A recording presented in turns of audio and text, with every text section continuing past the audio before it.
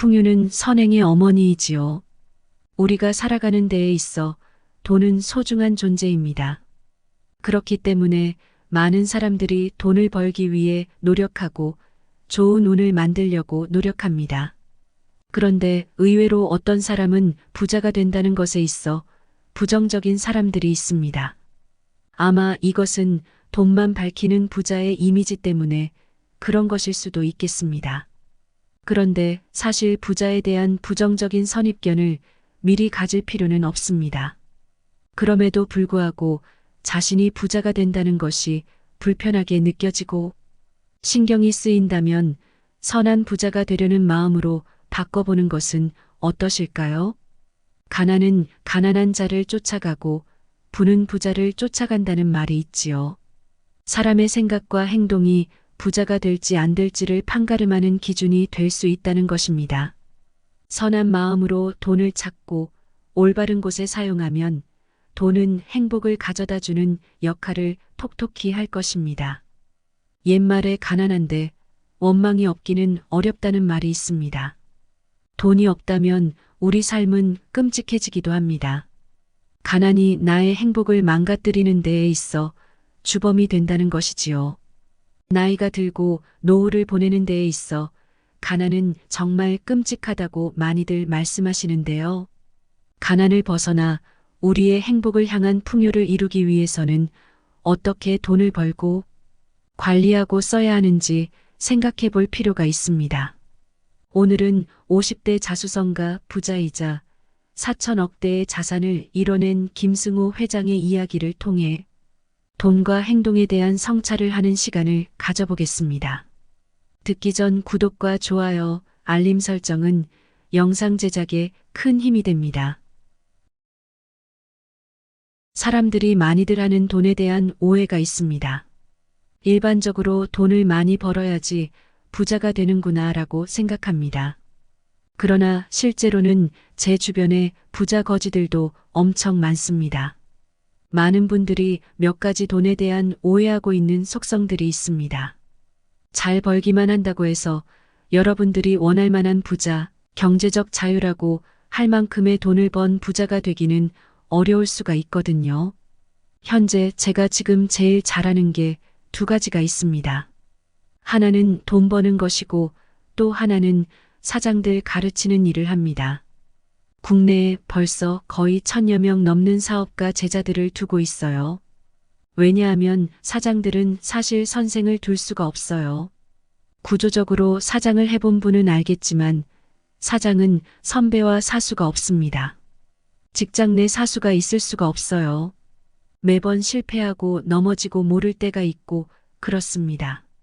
저는 해외에 있기도 하고 자수성가한 사람으로서 직원이 한 명 있을 때부터 굉장히 많은 직원과 함께 일할 때까지 회사 전체를 지켜봤습니다.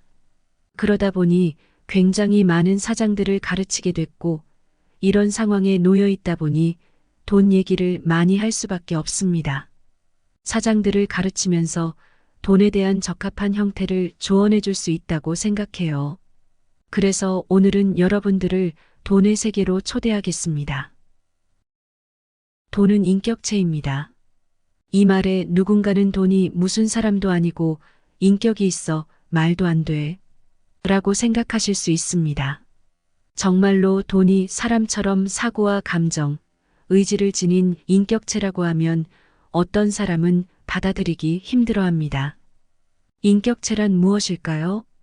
인격체란 스스로 생각하고 자아를 가진 개별적 실체를 말합니다.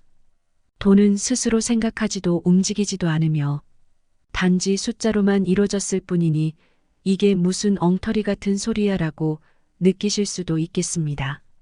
그러나 생각해보면 회사도 인격을 부여받습니다. 바로 법인입니다. 법인의 인은 사람을 뜻합니다. 법인은 사람과 동일하게 소송을 하고 소송을 당하기도 합니다. 하나의 주체처럼 개인과 싸우거나 협의하고 협력할 수 있습니다. 그런데 사실 돈은 법인보다 더 정교하고 구체적인 인격체입니다. 어떤 돈은 사람과 같이 어울리기를 좋아하고 몰려다니며 어떤 돈은 숨어서 평생 지내려고 하기도 합니다. 돈은 자기를 소중히 여기는 사람에게 붙어 있기를 좋아하고 함부로 대하는 사람에겐 패가망신의 보복을 퍼붓기도 하지요. 작은 돈을 함부로 하는 사람에게선 큰 돈이 몰려서 떠나고 자신에게 합당한 대우를 하는 사람 곁에서는 자식, 우리가 잘 아는 이자를 낳기도 합니다. 잘 생각해보면 돈은 인격체가 가진 품성을 그대로 갖고 있기에 함부로 대하는 사람에겐 돈이 다가가지 않습니다. 이것이 바로 돈의 속성이기 때문에 돈에게는 인격체가 있다고 말합니다. 4천억 자산의 풍족한 부를 이루는데 성공한 것은 돈을 스스로 감정을 가진 인격체로 대했고 돈과 함께 사는 방법을 배웠기 때문입니다. 돈을 너무 사랑해서 집안에만 가둬놓으면 기회만 있으면 나가려고 할 것이고 다른 돈에게 주인이 구두쇠니 오지 말라고 말할 것입니다. 자신을 존중해주지 않는 사람을 부자가 되게 하는데 협조도 하지 않습니다. 가치 있는 곳과 좋은 일에 쓰인 돈은 그 대우에 감동해 다시 다른 돈을 데리고 주인을 찾습니다. 반면 술이나 도박과 같이 나쁜 일에 쓰인 돈은 비참한 마음에 등을 돌립니다. 돈을 감정을 가진 존재로 인식해 주세요. 돈은 사랑하되 지나치면 안 되고 품을 때 품더라도 가야 할 땐 보내줘야 합니다. 또 절대로 돈을 무시하거나 함부로 대해서는 안 됩니다. 오히려 존중하고 감사해야 하며 이런 마음을 가지고 있는 사람에게 돈은 항상 기회를 주고 다가오려고 합니다. 다행히 돈은 뒤끝이 없습니다. 그래서 과거 행동과 상관없이 오늘부터라도 돈을 존중해주면 모든 것을 잊고 당신에게도 따를 것입니다. 돈을 인격체로 받아들이고 깊은 우정을 나눈 친구처럼 대해주세요.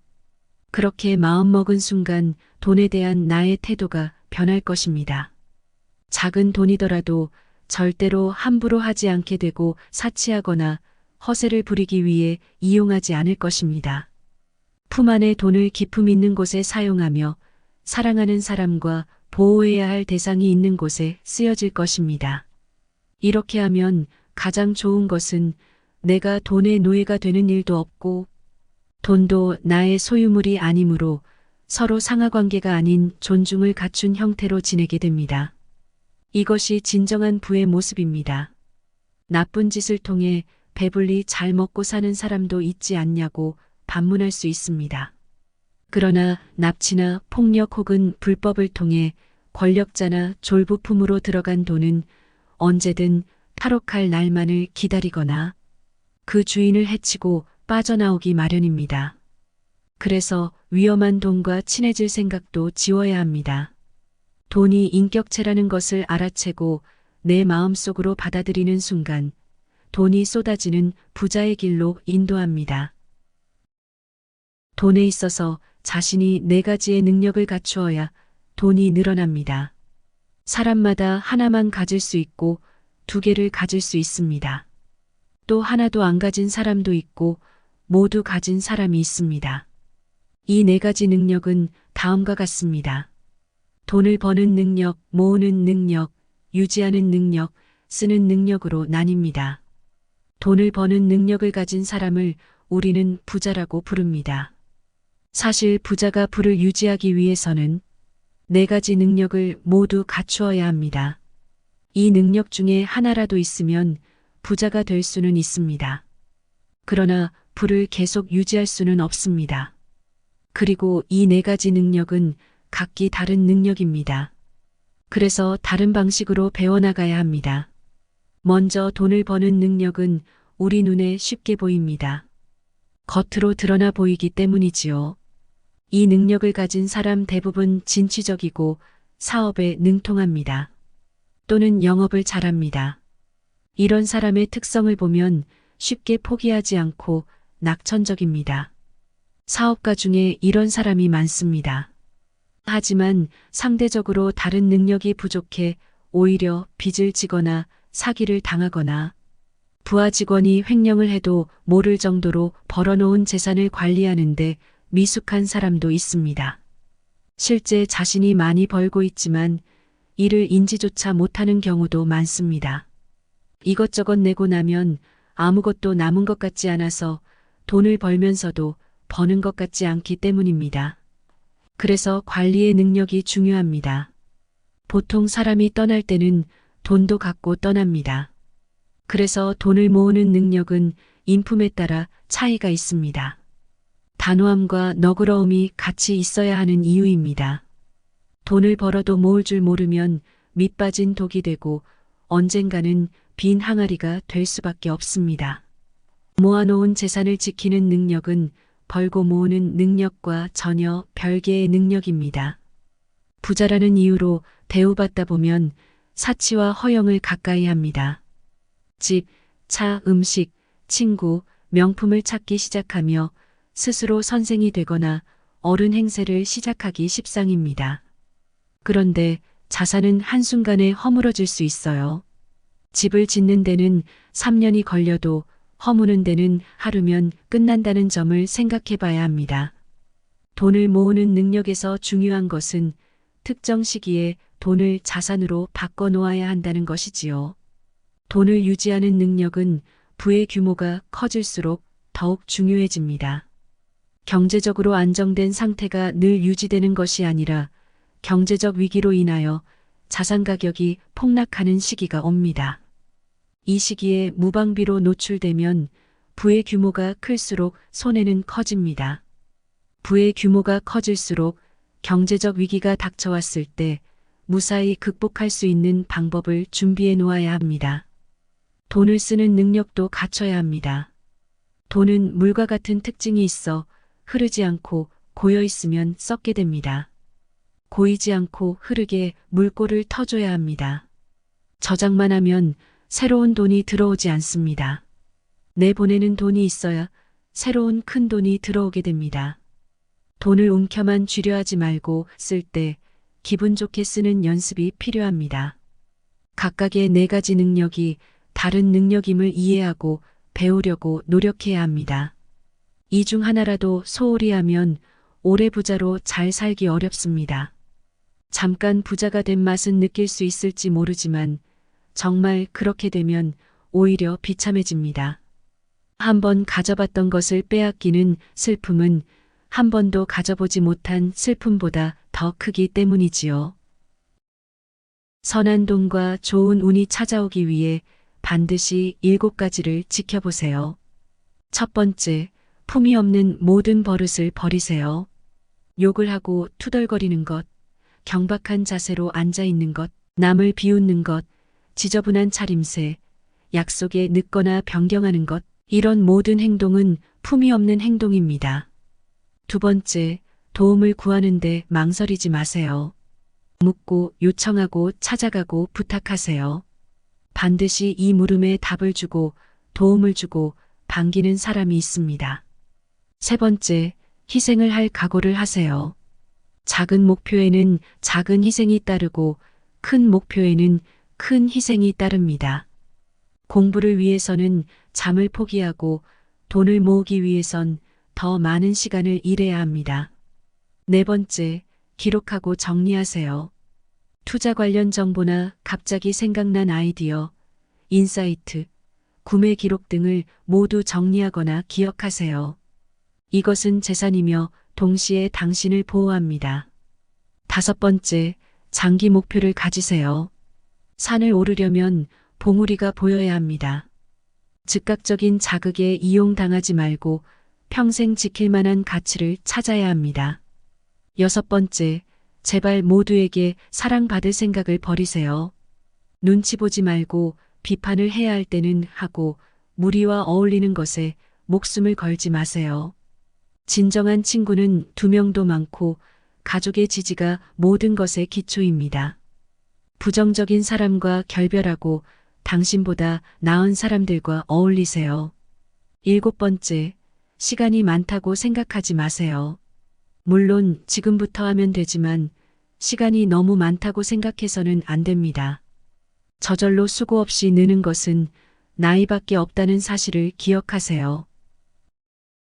가난은 생각보다 훨씬 더 잔인합니다. 현대인들은 삶의 가치를 부의 축적보다 중요하게 여깁니다. 저 역시 삶의 가치가 부의 축적보다 중요하다고 생각합니다. 그러나 이 말을 하는 사람들의 진위는 항상 검증을 받아야 합니다. 사람들이 이런 말을 하는 것은 대개 세 가지 이유에서입니다. 첫 번째, 무엇이 삶의 가치인가에 대한 기준이 모호합니다. 두 번째, 가난이 얼마나 무서운지를 잘 모릅니다. 세 번째, 자신이 부자가 되리라는 자신이 없습니다. 많은 사람이 돈보다는 자유를 원한다고 말합니다. 삶의 가치를 유지하기 위해 자유가 필요하기 때문입니다. 하지만 현대 경제사회의 틀 안에서는 자유를 얻으려면 막대한 돈이 필요합니다. 삶의 가치를 유지한다는 것은 지금 이 순간뿐만 아니라 내 인생의 전반에 걸쳐 이루어져야 합니다. 그러므로 현재를 활용해 내 남은 미래 전체의 자원을 분배해야 하는 책임은 나에게 있습니다. 특히 나이 50이 넘어가면 노후를 준비합니다. 그래서 더욱더 책임은 막중해집니다. 살 날이 얼마 안 남았다고 말하는 분들도 계시지만 의료기술의 발달로 우리는 생각보다 살 날이 아주 많이 남아 있습니다. 그렇기 때문에 노년이라도 부를 어떻게 분배할 것인지는 생각해 볼 문제입니다. 또 나는 부족함이 없고 검소함에 만족해도 부모, 배우자, 자식의 삶의 가치는 다를 수 있습니다. 내 삶의 가치를 다른 가족에게 강요해서는 안 됩니다. 그들의 삶의 가치는 풍요와 좋은 음식에서 올 수 있습니다. 만약 부양의 책임이 있다면 이런 가족의 욕구 또한 무시하기는 힘듭니다. 가난을 제대로 겪어보지 않은 사람은 가난이 얼마나 무서운지 짐작조차 못합니다. 마음의 가난은 명상과 독서를 통해 보충할 수 있지만 경제적 가난은 모든 선한 의지를 거두어가고 마지막 한 방울 남은 자존감마저 앗아갑니다. 빈곤은 예의도 품위도 없습니다. 음식을 굶을 정도가 되거나 있어야 할 거처가 사라지면 인간의 존엄을 지킬 수가 없습니다. 가난은 가족을 해체시킬 수도 있습니다. 가난이 길어지면 탐욕이 생기고 울분이 쌓이며 몸에 화가 생겨 건강을 해치게 됩니다. 삶이 어려워진 사람은 마음의 여유와 평정을 유지하기가 힘듭니다. 객관적인 시각을 가지기가 어렵고 쉽게 상처를 받으며 불평과 원망이 늘어납니다. 그리고 인간관계조차 부서지게 됩니다. 널리 알려진 부자 빌 게이츠는 말합니다. 가난은 낭만이나 겸손함이라는 단어로 덮어놓기엔 너무나도 무서운 일이다. 부자가 되는 방법의 시작은 자신이 부자가 될 수 있다고 믿는 것입니다. 우리도 사람인지라 나쁜 짓을 한 부자를 경멸할 수는 있습니다.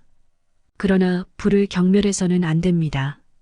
나는 부자가 될 수 없다고 생각하는 사람은 절대 부자가 될 수 없고 부자가 될 수 있다고 믿는 사람 중에서 부자가 나옵니다. 왜냐하면 이런 믿음에서 실행이 나오고 고민하게 하고 도전의 길을 열기 때문입니다. 물론 천만장자, 억만장자 같이 널리 알려진 부자는 노력만 가지고는 안 될 수 있습니다. 타고난 재능과 시대적 환경, 그리고 운이 함께할 때 생기는 일이기 때문입니다. 그러나 저는 생각합니다. 백만장자까지는 열심히 노력한다면 다다를 수 있습니다. 노력하면 40대, 늦어도 50대에 가능하며 사실 더 나이가 있더라도 지금부터라도 시작하면 가능합니다. 가난이 생각보다 잔인하듯이 부자의 삶은 생각보다 훨씬 행복합니다. 남의 돈을 대하는 태도가 내 돈을 대하는 태도입니다. 돈에 대한 자신의 태도를 잘 생각해 보세요. 예전부터 저는 코스트코 주차장에 차를 세우고 들어가면서 주차장 구석에 널브러진 쇼핑카트를 일부러 끌고 들어가곤 했습니다. 슈퍼마켓을 직접 운영하던 젊은 시절 해마다 100여 개 넘는 쇼핑카트가 사라지거나 파손된 일이 있었습니다. 쇼핑카트를 끌고 집으로 가거나 주차장 구석에 처박아 놓고 가버린 고객들 때문입니다. 그 일로 매년 2만 달러 이상 손해가 났던 기억 때문에 내가 고객으로 장을 보러 가도 쇼핑카트를 함부로 대하지 않고 있습니다. 우리 주변에 자기 자식은 지극히 사랑하면서 남의 자식에게는 매몰찬 사람이 있습니다. 자기 자식은 금처럼 귀한데 며느리나 사위는 한 번도 남의 집 귀한 자식이라는 생각을 해본 적이 없는 것이지요. 돈에 대해서도 같은 태도를 지닌 사람들이 있습니다. 내 돈은 엄청 아끼고 절대로 함부로 사용하지 않으면서 공금이나 세금의 사용에 대해선 무심한 사람들을 간혹 목격합니다. 가볍게는 친구가 밥을 사는 차례에는 비싼 것을 주문하거나 단체 회식 비용이 몇 사람의 과한 술값으로 지불되는 경우가 있지요. 무겁게는 국가의 세금이 들어간 기물이나 물품을 훼손하거나 국가 보조금을 부풀려 받아내거나 세금을 탈세하는 경우도 있습니다. 공금, 세금, 회비, 친구 돈, 부모 돈은 모두 남의 돈입니다. 그런데 생각해보면 남의 돈을 대하는 태도가 바로 내가 돈을 대하는 진짜 태도입니다. 친구가 돈을 낼 때 더 비싼 것을 시키고 회식 때 술을 더 주문하는 행동은 내가 돈을 어떻게 보고 있는지를 알려주는 척도가 되지요. 공공자산을 함부로 하는 사람은 자신의 돈 역시 함부로 대하고 있음을 알아야 합니다. 세금으로 만든 모든 공공시설, 도로, 안내판, 행사, 의료 서비스 등에는 내 돈도 일부 들어있다는 것을 인지해야 합니다. 친구와 번갈아가며 사는 밥값에는 내가 낼 때만이 아니라 상대가 낼 때도 내 돈이 포함되어 있다는 것도 알아야 하지요. 내가 존중받으려면 먼저 존중해야 하듯 내 돈이 존중받으려면 남의 돈도 존중해줘야 합니다. 남의 돈을 존중하다 보면 그 돈이 내 돈이 되는 일도 있기 때문입니다. 세금은 내 돈이지만 동시에 남의 돈입니다.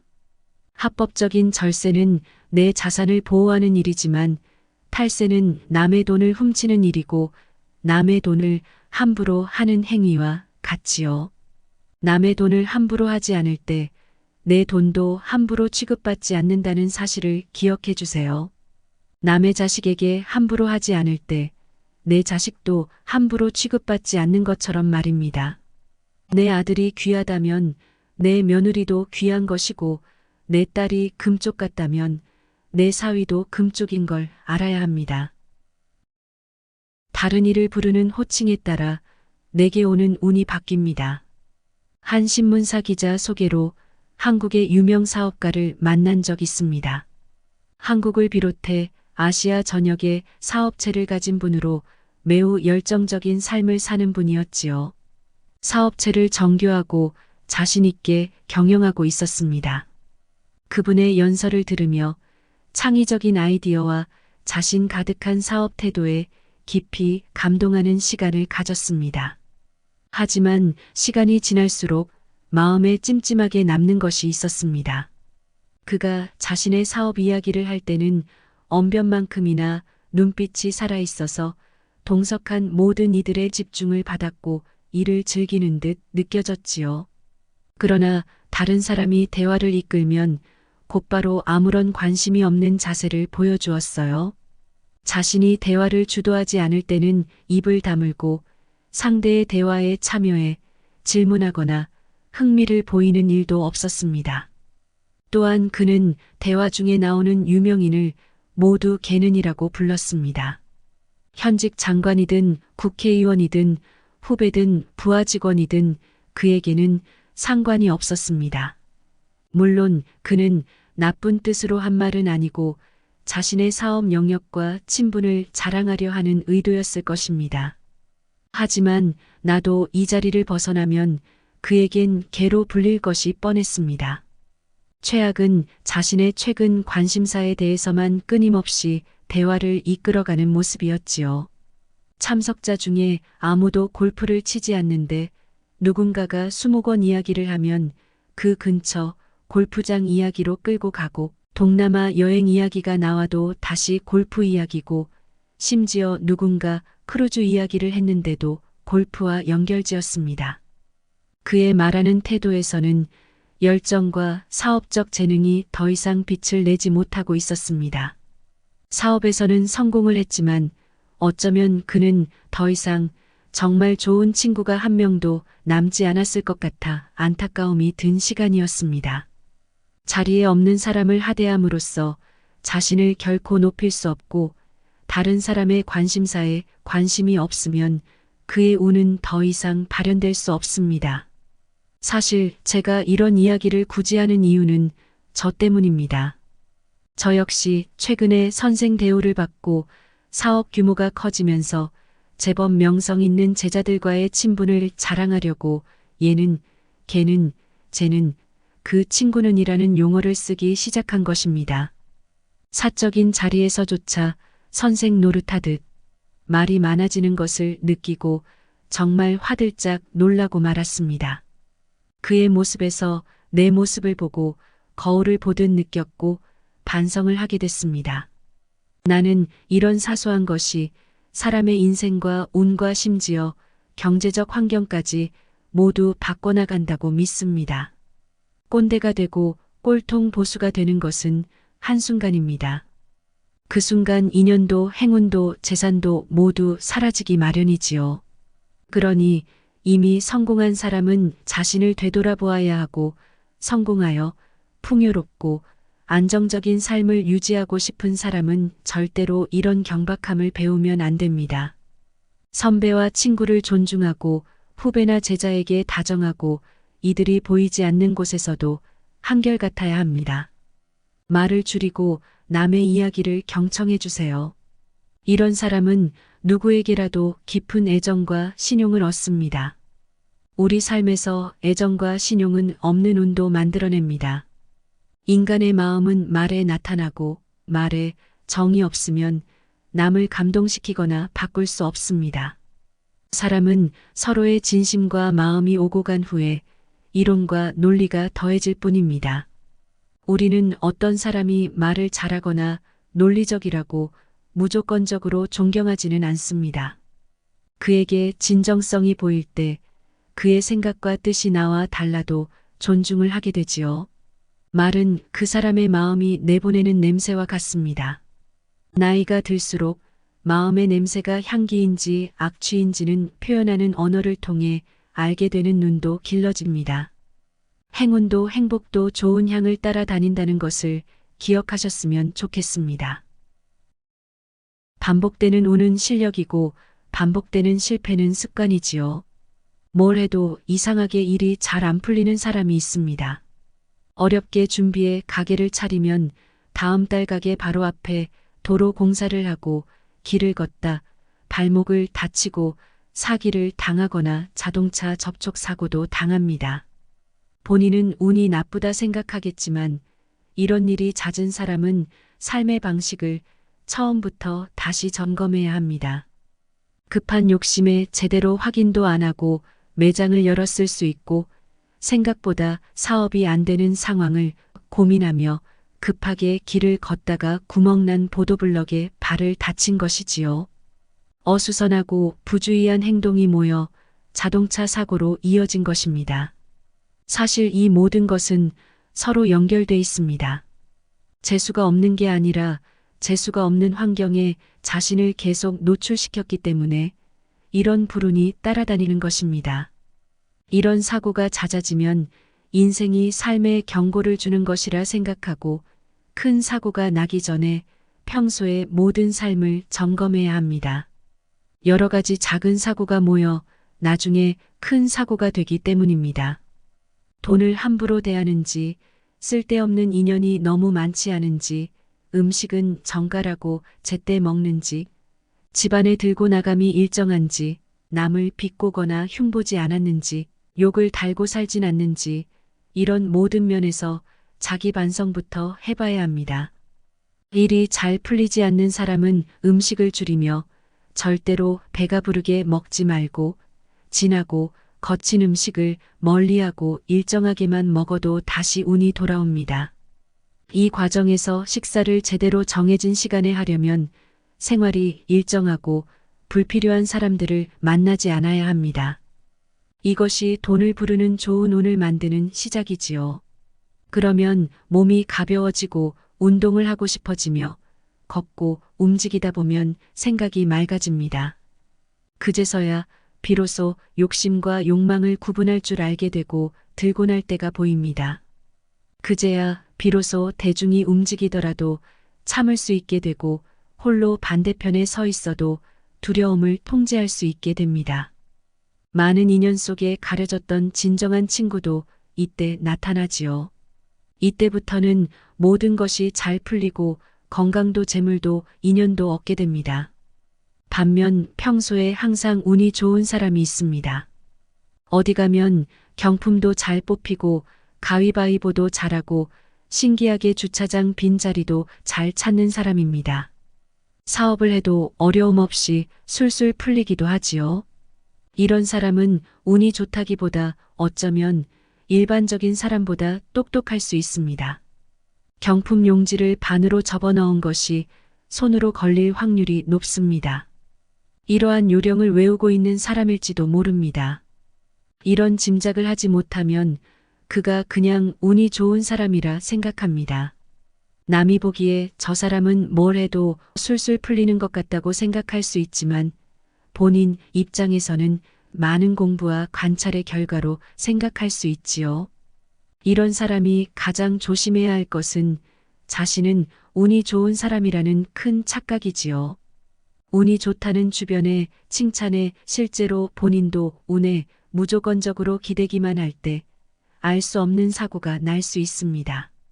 운은 절대로 반복되지 않습니다. 단 한 번의 실수로 모든 것을 허물어 버릴 수 있지요. 자기 자만에 빠지는 순간 개연성이 전혀 없는 일에 확신을 가지며 운을 실력이라 여기고 추측을 지식으로 생각합니다. 모든 상황이 잘 풀릴 때는 운도 실력처럼 보이지만 사실 운은 불규칙적입니다. 따라서 나는 운이 좋은 사람이든 나쁜 사람이든 좋은 운을 만들려면 일정한 시간에 과하지 않게 정갈한 식사를 해서 최대한 좋은 운을 부르는 행동을 하길 권합니다. 돈은 중력의 힘을 지니고 있습니다. 중력은 현대 물리학의 상호작용 힘 중 하나입니다. 우리가 잘 알고 있는 과학자 뉴턴은 중력은 질량을 가진 모든 물체에 작용한다고 말했습니다. 우주 위를 날아다니는 별똥별을 지구로 끌어당기는 것도 중력의 힘입니다. 지구는 달보다 무거워서 더 강한 중력을 가지고 있고 태양은 지구보다 더 크고 무거워서 더 멀리까지 중력의 영향력을 행사합니다. 아주 신기한 점은 돈도 이 중력과 같은 작용을 한다는 것이지요. 돈은 다른 돈에게 영향을 주며 그 돈의 액수가 크면 클수록 다른 돈에 영향을 줍니다. 돈은 가까이 있는 돈을 잡아당기는 능력이 있으며 주변 돈에 영향을 줍니다. 돈이 중력과 같이 작용하는 원리를 잘 이용하면 누구나 아무리 작은 돈이라도 큰 돈으로 만들어낼 수 있습니다. 누군가 10억 원이라는 돈을 모으기로 마음먹었다고 합시다. 10억 원은 300만 원을 받는 사람이 한 푼도 쓰지 않고 모으더라도 약 27년이 걸리는 금액입니다. 정말 긴 시간이고 모으면서도 지칠 만한 시간입니다. 그리고 이것은 전액을 전부 다 저축을 했을 때 이야기입니다. 하지만 돈의 중력을 이해하면 이야기는 달라집니다. 잘 생각해보면 큰 돈을 가진 사람 중 누구도 그런 방식으로 돈을 모으지 않습니다. 예를 들어 1년을 잘 모아서 1,000만 원을 모았습니다. 이 1,000만 원을 모으기 위한 여러분의 노력을 100으로 가정하겠습니다. 다음 1,000만 원을 모으기 위해 들이는 노력은 처음 1,000만 원을 모으기 위해 들어간 노력 100보다 낮아집니다. 왜일까요? 바로 이미 처음 만들어 놓은 1,000만 원이 이자나 투자를 통해 자체 자본을 만들고 있기 때문입니다. 이렇게 모을 때마다 내가 들어간 노력은 점차 낮아집니다. 즉, 돈을 모으려 들어가는 힘은 오히려 큰 돈을 모을수록 약해진다는 것입니다. 이 원리가 바로 중력의 원리와 같습니다. 무엇인가 불어나는 모든 것에 적용되는 법이지요. 단지 돈은 물체가 아니기에 그것을 모으겠다는 사람. 그 사람의 마음을 필요로 합니다. 빨리 부자가 되려면 빨리 부자가 되려 하면 안 됩니다. 부자가 되려는 사람들이 가장 많이 하는 실수는 너무 빨리 부자가 되려는 마음을 갖는다는 것이었습니다. 빨리 부자가 되려는 욕심이 생기면 올바른 판단을 할 수가 없지요. 그래서 사기를 당하기 쉽고 이익이 많이 나오는 것에 쉽게 현혹되고 마음이 조급해서 살피지 않고 감정에 따라 투자를 하게 됩니다. 당연히 거의 모든 결말은 실패로 끝나고 맙니다. 혹시 운이 좋아 크게 성공을 했어도 다시 실패할 수밖에 없는 모든 조건을 가진 자산과 인연만 만들게 됩니다. 무리한 투자나 많은 레버리지를 사용하는 버릇을 버리지 못하고 힘이 약한 재산만 가지고 있기 때문입니다. 이런 실패를 통해서도 배우지 못한 사람들은 늦춰진 부자의 길을 앞지르기 위해 점점 더 무리한 투자나 허망한 꿈을 가졌다가 끝내 절망하고 세상을 원망하며 고약한 사람으로 인생을 마무리하고 맙니다. 부자는 결코 빨리 되는 것이 아닙니다. 신기하게도 빨리 부자가 되는 유일한 방법은 빨리 부자가 되지 않으려는 마음을 가지는 것이지요. 만약 자수성가의 길을 걷는 사람이라면 나의 40에 부자가 되는 것도 너무 빠릅니다. 실제로 20대나 30대 빨리 부자가 된 젊은이들 중에 그 부를 평생 가져갈 수 있는 사람은 손에 꼽을 정도이지요. 그래서 저는 항상 말하는 것이 부자가 되기 가장 좋은 나이는 50세 이후라고 합니다. 젊은 시절에 부자가 되면 부를 다루는 기술이 부족하고 투자로 얻은 이익이나 사업으로 얻은 이익이 더 눈에 보여서 모으고 유지하는 능력이 가진 재산에 비해 약해집니다. 결국 다시 가난해질 확률이 높습니다. 또한 빨리 부자가 되려는 마음은 누군가 나를 비교하고 있거나 주변에 나를 과시하고 싶어하는 마음이 그 본질입니다. 부는 차근차근 집을 짓는 것처럼 쌓아 나아가야 합니다.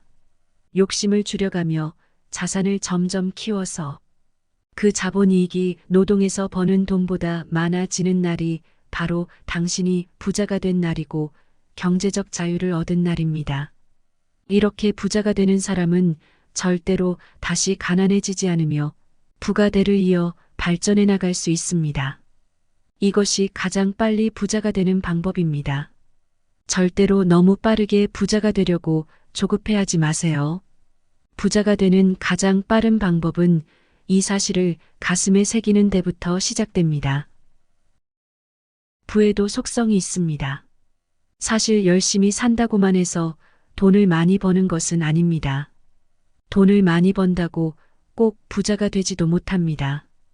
부자가 된다고 반드시 행복해지는 것도 아닙니다. 그렇지만 돈이 많으면 일반적으로 행복을 유지하는데 굉장히 유리합니다. 여러분들이 갖고 있는 걱정을 지금 가만히 계산해 보세요. 여러분들 안에 지금 수많은 걱정들이 있지 않으신가요? 현재 가족관계부터 시작해서 실제 재정 문제, 미래, 자신이 생각하는 이상과 다른 여러 가지 고민들이 있으실 텐데요. 이 고민들 중에 돈이 얼마 있으면 해결될 수 있을까 하고 다시 생각해 보면 상당히 많은 부분들에서 돈으로 해결할 수 있다는 걸 알 수 있습니다. 비유를 하자면 기름진 밭에 뿌려진 씨앗 같지요. 여기서 기름진 밭은 돈을 말하고 씨앗은 행복을 말해요. 그래서 우리가 씨앗을 가져다가 기름진 밭에다 뿌릴 때 100개를 뿌렸다고 치면 굉장히 많은 씨앗이 나올 겁니다. 반대로 좋지 않은 밭에다 씨를 뿌리면 상대적으로 100개 중에 아주 안 나오진 않아요. 한두 개씩 나옵니다. 상대적으로 숫자가 적습니다. 돈이 많다는 것은 보통은 행복을 유지하는데 유리하다는 것입니다. 물론 부는 삶의 목적이 아니라 도구입니다. 열심히 산다고 모두 부자가 되었다면 이 세상은 이미 공평하게 모두가 부자가 되었을 것입니다. 열심히 살면 먹고 사는 문제는 해결될 수 있겠지만 정말 부자가 되기 위해서는 열심히 사는 것만으로는 부족합니다. 그 이유는 방향성이 옳지 않기 때문입니다. 돈을 많이 번다고 해서 반드시 부자가 되는 것이 아니지요. 부자가 되기 위해서는 버는 돈보다 쓰는 돈을 잘 관리해야 합니다. 씀씀이가 너무 크면 더 많은 돈을 벌어야 하지만 매달 들어오는 급여와 달리 많이 버는 돈은 일정한 수입이 아닌 경우가 많습니다. 수입이 줄어도 씀씀이는 줄이지 못하기에 이 수입은 모두 지출이 됩니다. 자산은 줄어들기 마련입니다. 부자는 수익에서 나오는 게 아니라 지출과 관리에서 나옵니다. 작은 돈을 함부로 하지 말고 정기적인 지출을 모두 줄여야 합니다. 수입 중에서 가장 좋은 수입은 정기적으로 들어오는 돈이고 가장 나쁜 것은 정기적으로 나가는 돈입니다. 아무리 사소해도 점차 줄여나가야 합니다. 물론 부자가 된다고 행복한 것도 아닙니다. 지킬 것이 많아져 불안하고 걱정이 많아집니다. 더 큰 부자를 보면 초라해지고 가난한 사람을 보면 한숨이 납니다. 가족은 돈 넣었을 때만 모이고 친척들은 갚지도 못할 돈을 빌려달라 떼를 씁니다. 부자의 재산 중에 부정한 수입이나 빼앗은 돈이 들어있으면 집안을 어지럽히기도 하지요. 세금을 착복한 돈은 흉기가 되고 뜻하지 않게 번 돈은 자랑하다 사라질 운명입니다. 그러니 나쁜 생각을 하여 돈의 노예가 되지 말고 서로 존중을 갖춘 태도를 지니며 소중하게 대해주세요. 지금까지 들으면 들을수록 삶의 통찰이 깊어지는 명언의 품격이었습니다. 구독과 좋아요, 알림 설정은 영상 제작에 큰 힘이 됩니다.